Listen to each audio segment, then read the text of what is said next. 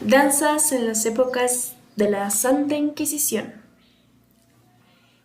Gracias a la introducción de los esclavos africanos a la Nueva España mediante los puertos de Veracruz, tenemos los primeros eventos que causan el conflicto. Para comenzar, sabemos que la Santa Inquisición se dedicó a hacer guerra en contra de todas aquellas cosas que fueran consideradas paganas o que estuvieran muy por fuera del límite de lo que era la moralidad. Comienza el conflicto católico contra libros, música, danzas, que es de lo que hablaremos, incluso contra poemas, porque eran considerados muy excéntricos para los castos oídos de la Iglesia Católica. Sabemos que los esclavos eran vendidos en lo que hoy es la Ciudad de México, antes Tenochtitlán, y que gracias a las epidemias, como la viruela, bastante de la población indígena originaria fue erradicada, básicamente por sentido de supervivencia. Entonces fue más imperativo traer a lo que eran los esclavos negros afrodescendientes para de esta forma seguir con construcciones o para atender los quehaceres del hogar. Claramente, cuando los esclavos eran vendidos, habían más esclavos en las mismas casas para aquellas personas que eran más ricas. En estos casos, podemos decir que los españoles peninsulares contaban con una gran casta o con una gran aglomeración de personas negras africanas que sirvieran a su casa. Bien, como primer punto tomamos el hecho de que en el momento en que empiezan a llegar los españoles, ya existe un cambio. En este caso, los españoles empiezan a juntar con los indígenas originarios, los mexicanos, y al momento de traer a los que son los esclavos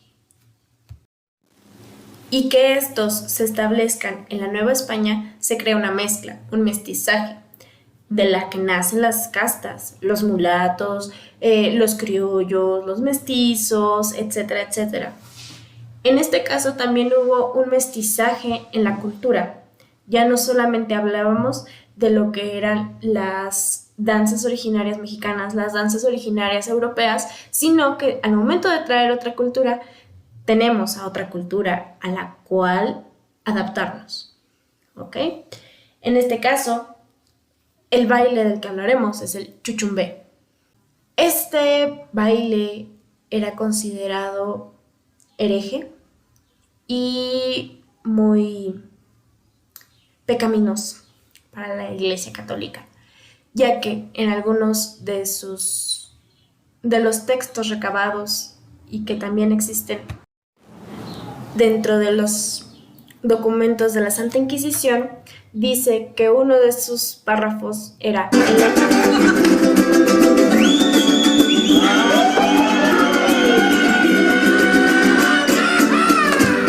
la esquina está parado un fraile de la Merced con los hábitos alzados y enseñando el chuchumbé. Aquí cabe aclarar que el chuchumbé tenía un significado, o viene más bien de la raíz africana cumbé, que significa ombligo. Pero claramente en el año 1766, que es de la época en la que estamos hablando, la palabra significaba pene.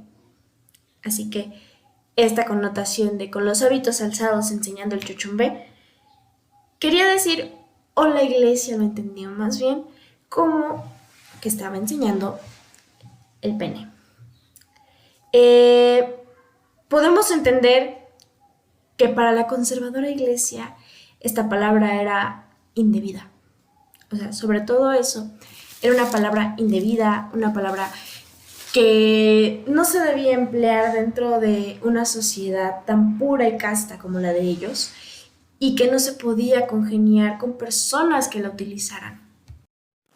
Fue el fraile Nicolás Montero el primero en anunciar este baile, bajo el argumento de que este baile atentaba en contra de la moral católica. Claramente no. Y como la iglesia siempre ha procurado a las mujeres, notas el sarcasmo, te hablo a ti, movimiento Salvemos las dos vidas. Este también era una agresión contra la conciencia de las mujeres. Y aquí viene la connotación, lo que realmente molestó a la Iglesia Católica. Cuando las mujeres se quedaban sin esposo, ya fuera porque quedaban viudas, porque su marido las abandonaba, porque sus maridos eran vendidos a la guerra, o porque los mataban, porque racismo, ¿no? Ellas utilizaron el chuchumbé, la danza del chuchumbé, para obtener fondos. Era un negocio. Y esto era con lo que conocemos o con lo que llamaron los historiadores como polvos de bienquereres. Claramente la iglesia nunca va a estar a favor de las mujeres en ningún sentido, especialmente cuando ellas intenten lucrar incluso con su sexualidad o que busquen la manera de mejorar sus condiciones de vida. Con ayuda del chuchumbé, las mujeres seducían a los hombres. Esto lo hacían con la finalidad de ganarse su comida, su casa, poder atender, en caso de que tuviesen hijos, a esos hijos, mantenerse ellas sobre todo. Y esto definitivamente era un negocio para estas damas. Y sí, son damas.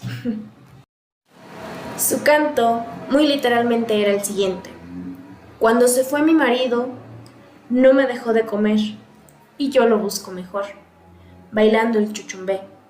En la esquina está parado el que me mantiene a mí, el que me paga la casa y el que me da de vestir.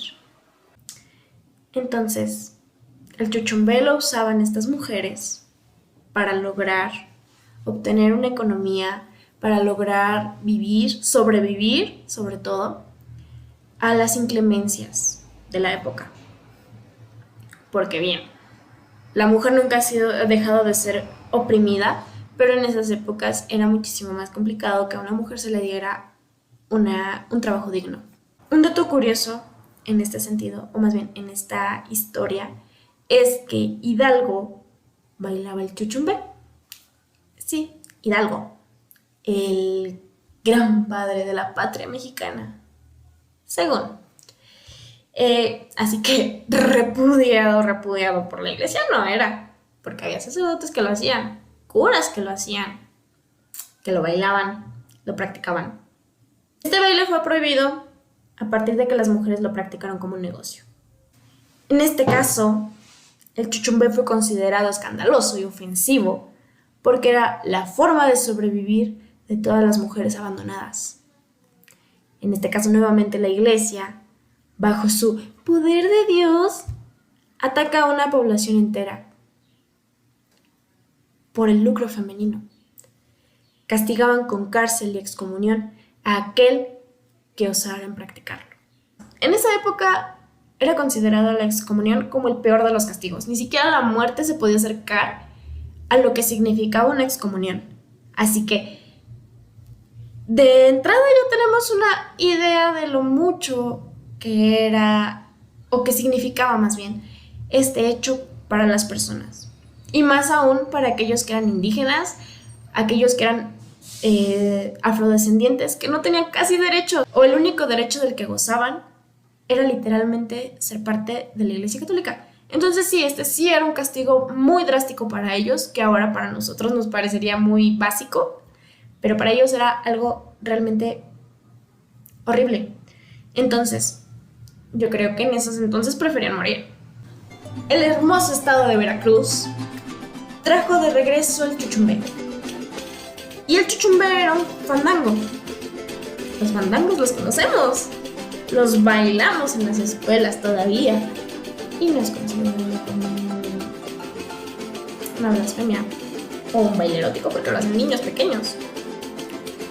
La historia del chuchumbé siguió.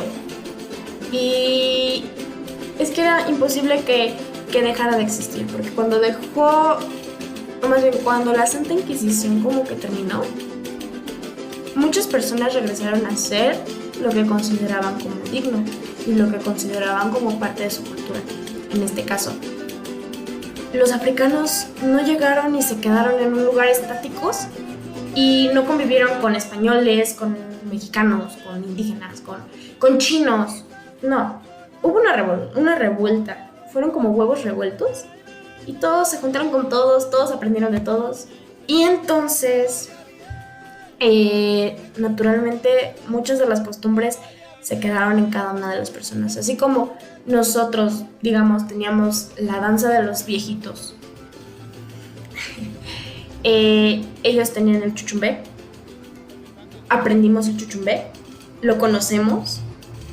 Porque es parte de nuestra historia cultural.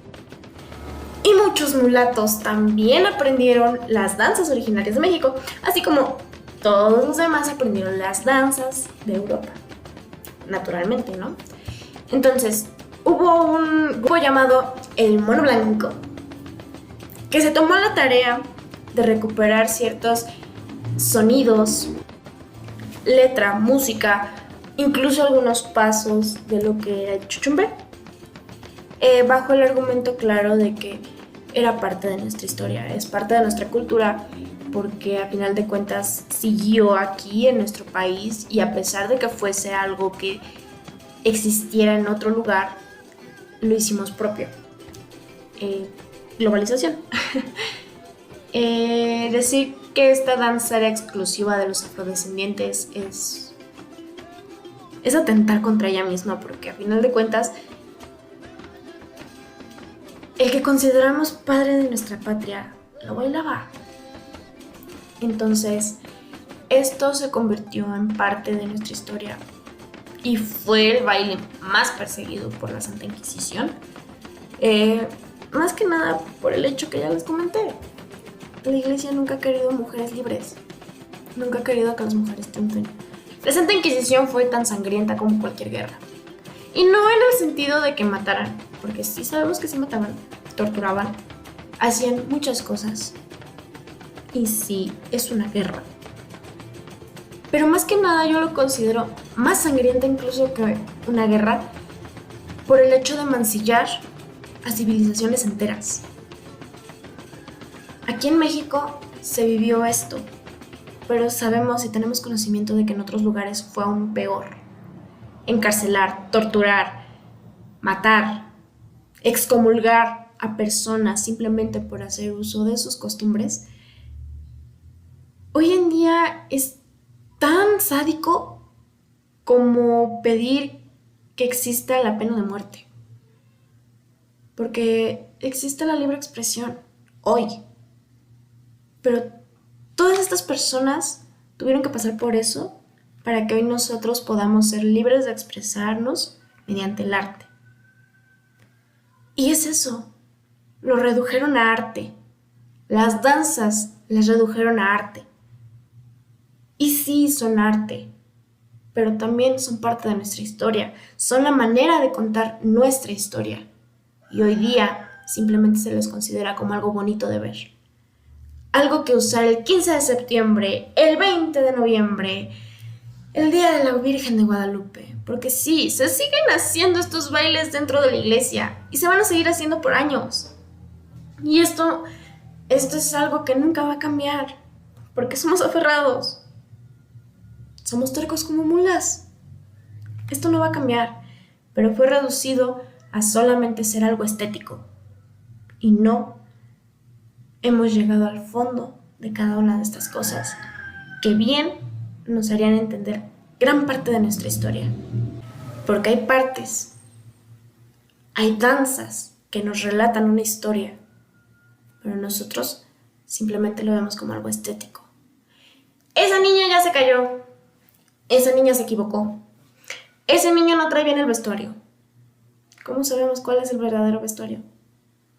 ¿Cómo sabemos qué es lo que está bien y qué es lo que está mal si no nos dejaron seguir con estas enseñanzas? Las verdaderas danzas ya no son practicadas. Y quien piense lo contrario está muy equivocado, porque tan solo, por ejemplo,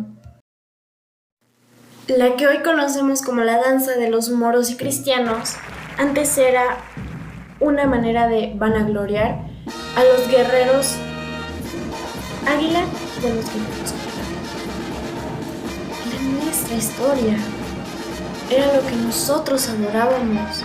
Y digo nosotros porque seguimos teniendo parte de esa sangre indígena.